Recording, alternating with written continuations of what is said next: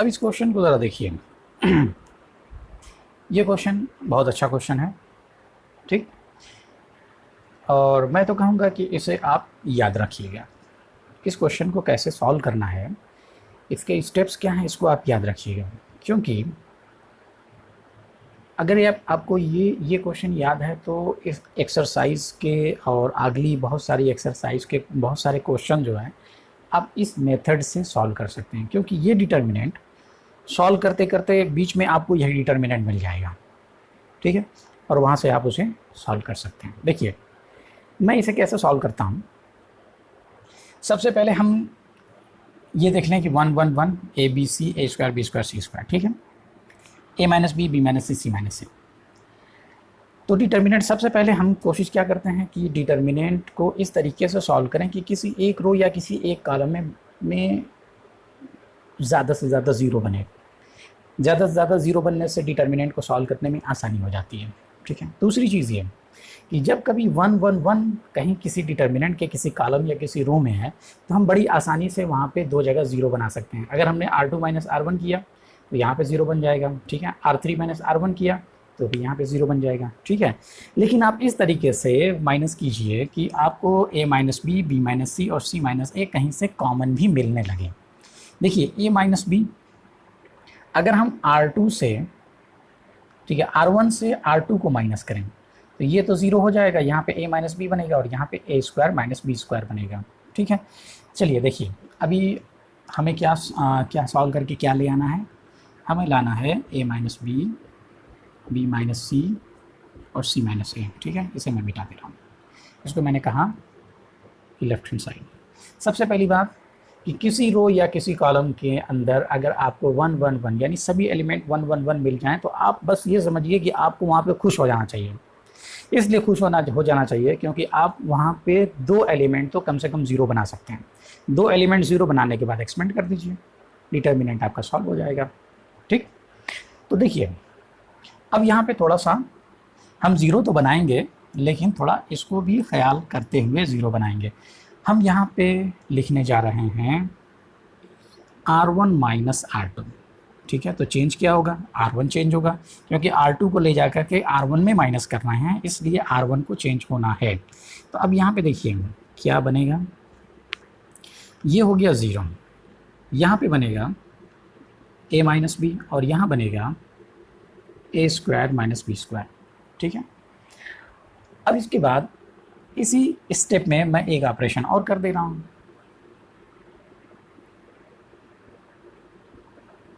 R2 minus R3।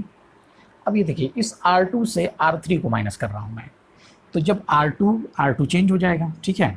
देखिए पहले हमने R2 को यूज़ किया था, तो R2 को यूज़ किया था तो R2 अभी चेंज नहीं हुआ था, इसलिए हम R2 को यूज़ कर सकते हैं। लेकिन अगर हम पहला ऑपरेशन ये करते हैं उसके बाद ये करते हैं तब हमारी डिटर्मिनेंट बदल जाएगा, ठीक है। क्योंकि अगर हम इस ऑपरेशन को करते हैं तो इसका मतलब ये हुआ कि हमने R2 को चेंज कर दिया है। तो जब R2 को चेंज कर दिया है तो यहाँ पे जो R2 यूज़ होगा वो इसके अकॉर्डिंग होगा। लेकिन अगर हम इस ऑपरेशन को पहले कर रहे हैं तो इसका मतलब ये हुआ कि अभी R2 चेंज नहीं हुआ है, ठीक है। R2 चेंज नहीं हुआ है, R2 जैसा था वैसा ही है। उसके बाद जब हम ये ऑपरेशन करेंगे तब इसके बाद R2 अब चेंज होगा, ठीक है। आप चाहें तो इन दोनों ऑपरेशन के लिए दो स्टेप लिख सकते हैं, लेकिन मैं एक ही स्टेप में दोनों ऑपरेशन कर रहा हूँ। अब देखिए इस R2 से हम ये ज़ीरो हो जाएगा हमारा, यहाँ पे ज़ीरो, यहाँ हमें मिलेगा b माइनस सी और यहाँ हमें बनेगा B square minus c square. अब देखिए यहाँ R3 में कोई फ़र्क नहीं पड़ा। अब इससे हमारा फ़ायदा क्या होगा, इससे हमारा बहुत अच्छा खासा फ़ायदा होगा। देखिए ज़ीरो से कुछ भी कॉमन लिया जा सकता है क्योंकि ज़ीरो में कुछ भी मल्टीप्लाई हो सकता है। a माइनस बी, यहाँ ये जो a square minus b square है इसको आप लिख सकते हैं, जो a square minus b square है इसको आप लिख सकते हैं a minus b a plus b, ठीक है। और ये जो b square minus c square है इसको आप लिख सकते हैं b minus c b plus c, ठीक है।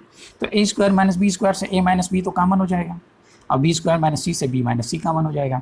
तो देखिए यहाँ से a माइनस बी, यहाँ से a माइनस बी, यहाँ से a माइनस बी को हम कॉमन ले रहे हैं। तो जब हम a माइनस बी को कॉमन लेंगे तो यहाँ पे बचेगा ज़ीरो, यहाँ बचेगा 1 और यहाँ पे बचेगा a प्लस बी, ठीक है, क्योंकि a माइनस बी बाहर निकल गया इसको फैक्टराइज करने के बाद हमने कॉमन लिया है। अब देखिए ये 0, यहाँ पे बचा 1, b square minus c square यानी b minus c b plus c, तो बी माइनस सी बाहर हो गया, बचा क्या बी प्लस सी, तो 1 सी सी स्क्वायर। ठीक है, अब देखिए दो जगह पे 0 है, यहाँ पे 1 है, तो हम क्या करें C1 के रिस्पेक्ट में x को एक्सपेंड कर दे रहे हैं कॉमन लेने के बाद। ठीक है, हमने क्या क्या कॉमन लिया, a minus b into b minus c common लिया। अब हम एक्सपेंड करने जा रहे हैं a minus b into b minus c. 0 के रिस्पेक्ट में जो डिटर्मिनेंट बनेगा उसे लेना नहीं है, क्योंकि 0 से मल्टीप्लाई हो गया वो 0 हो जाएगा। फिर इस 0 को भी, इसे भी नहीं लेना है। ठीक है, अब हम सीधे 1 पे आएंगे, तो 1 इंटू, ओके 1 इंटू, अब जो डिटर्मिनेंट बनेगा क्या बनेगा 1 1 a plus b b plus c, तो 1 1 a plus b and b plus c. अब देखिए a minus b b minus c, अब ये क्या बनेगा, पहले ये मल्टीप्लाई होगा b प्लस सी माइनस, फिर उसके बाद ये बनेगा a प्लस बी, तो a minus b b minus c. अब यहाँ से क्या कैंसिल हो जाएगा, यहाँ से ये माइनस बी और ये b कैंसिल हो जाएगा, तो बचेगा क्या हमारे पास c माइनस ए, तो a minus b b minus c c minus a. ठीक है, कितने अच्छे तरीके से बन गया। ओके, तो आप इसको याद रखिएगा 1 1 1, देखिए इसको और देख के खुश हो जाइए। ठीक, क्योंकि हम दो जगह पे 0 बना सकते हैं, लेकिन 0 बनाने से पहले आप ये भी देख लीजिए कि आपको क्या चाहिए, उसके अकॉर्डिंग थोड़ा सा 0 बनाइए। ठीक है, अगर आप डायरेक्ट भी 0 बना सकते हैं कहीं भी, तब भी आप सॉल्व करेंगे तो आंसर आएगा। ओके, तो दो जगह हमने 0 बनाया, 0 बनाने के बाद कॉमन लिया, कॉमन लेने के बाद एक्सपेंड कर दिया, और इस तरीके से बड़ी आसानी से a minus b b minus c और c माइनस ए आ गया। तो ये था क्वेश्चन नंबर 8 का फर्स्ट क्वेश्चन। अब 8 का सेकंड भी है, तो सेकंड भी हम अभी सॉल्व कर रहे हैं, इसको आपने समझ लिया। ओके, अब देखिए ये ज़रा सेकंड क्वेश्चन, तो सेकंड क्वेश्चन भी फर्स्ट के ही तरीके से थोड़ा सा मिलता जुलता है। 1 1 1 ए बी सी, पहले इसके पहले क्या था a square b square c square, लेकिन अब ये क्या है a cube b cube c cube. इसके पहले क्या आया था a minus b b minus c c minus c, लेकिन अब इसमें क्या आ रहा है a plus b plus c भी आ रहा है। ठीक है, चलिए बहुत अच्छी बात है। तो हमें क्या लाना है a minus b b minus c c minus a plus b plus c. ठीक है, इसे हमने मिटा दिया। अब देखिए 1 1 1, इसका मतलब ये हुआ कि आपको खुश हो जाना चाहिए, क्योंकि आप दो जगह पे 0 बना सकते हैं बड़ी आसानी से। लेकिन 0 बनाने से पहले थोड़ा सा ये देख लीजिएगा कि आपको क्या चाहिए। आपको चाहिए a माइनस बी, तो कैसे हम करेंगे, मैं C1 से C2 को माइनस कर रहा हूँ, C1 माइनस C2, तो C1 चेंज हो जाएगा। देखिए क्या बनेगा। ठीक है, अब C1 में यहाँ तो 0 हो गया, ये बनेगा a माइनस बी, यहाँ पे बनेगा a cube minus b cube. ठीक है, अब इसी के साथ मैं एक ऑपरेशन और कर रहा हूँ, मैंने कहा कि C2 minus C3, C2 change. ठीक है, तो मैं कर सकता हूँ, क्योंकि इस ऑपरेशन को करने में C2 चेंज नहीं हुआ था, लेकिन अब क्या होगा C2 चेंज हो जाएगा।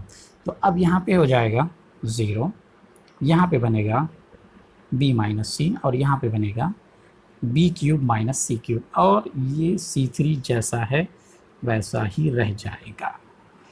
अब इसको करने से हमको क्या फ़ायदा मिला, अब देखिए 0 0 से कुछ भी कॉमन हो सकता है, a माइनस बी।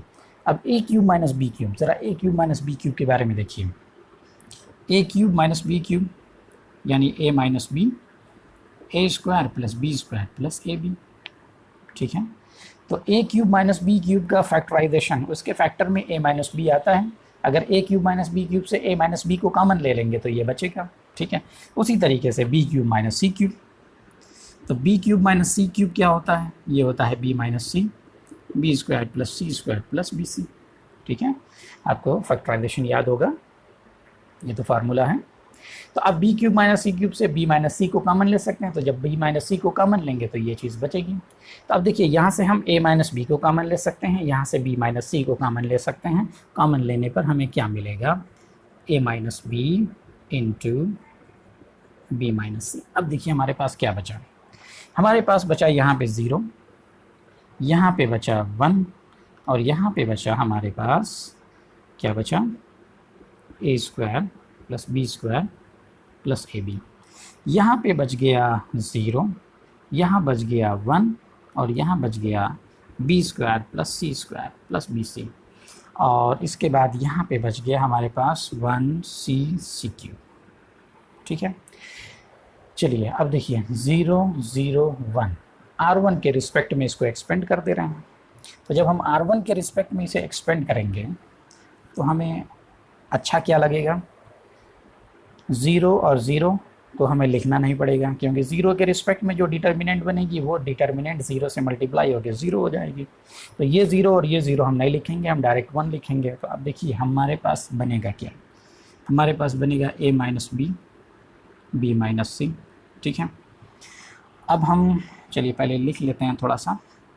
1 इंटू ये रो और ये कॉलम कैंसिल हो जाएगा, तो बचेगा हमारे पास ये बचेगा 1 1। ठीक है, तो a square plus b square plus a b और b square plus c square plus b सी।